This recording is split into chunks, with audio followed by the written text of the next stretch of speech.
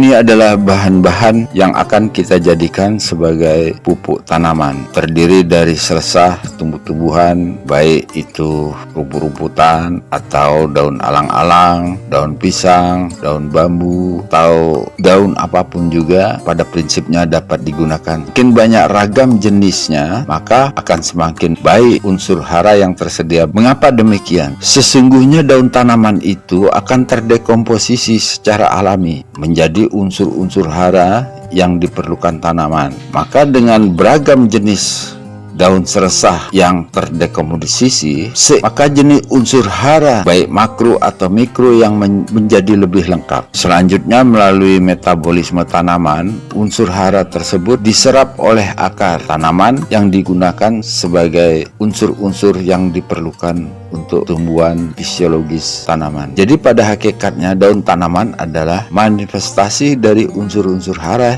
yang diserap tanaman.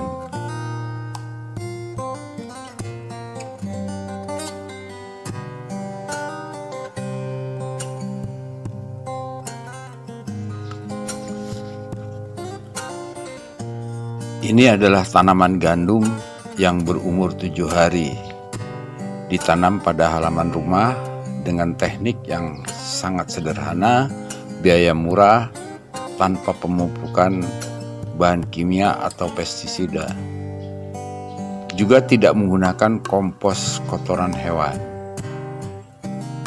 Kita gunakan plastik sebagai penutup tanah. Ini dimaksud mengurangi evaporasi dari dalam tanah. Pada dasarnya lahan di pekarangan ini miskin unsur hara. Jenisnya potsolik merah kuning dan berliat. Seresah dedaunan kita benamkan ke dalam tanah, lalu di bagian atas kita timbun dengan tanah dan ditutup dengan plastik. Kita lihat setelah 2 minggu, seresah dedaunan tersebut telah menjadi kompos dan terurai menjadi unsur hara yang diperlukan untuk pertumbuhan tanaman.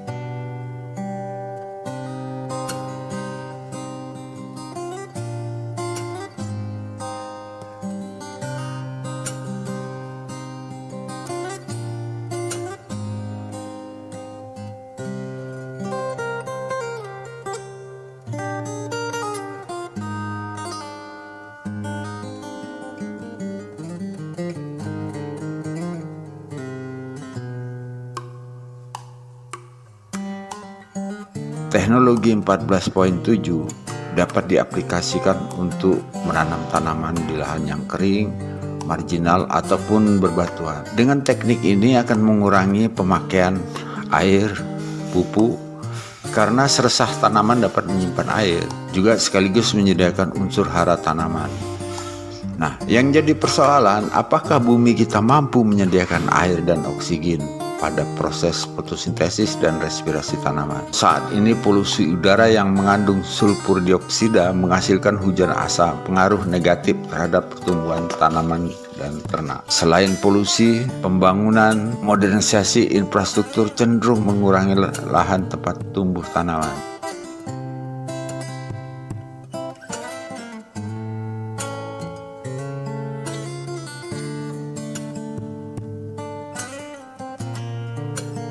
Baiklah, kita tinjau bagaimana teknik penanaman padi di lahan kering. Jenis padi yang kita gunakan adalah padi gogo. Pada teknik penanaman ini kita juga masih menggunakan plastik cover penutup tanah. Mudah-mudahan fotosintesis dan respirasi yang merupakan proses fisiologi tanaman untuk menghasilkan karbohidrat dapat berlangsung baik dalam kondisi oksigen dan air yang minim karena global warming, sehingga ketersediaannya terbatas.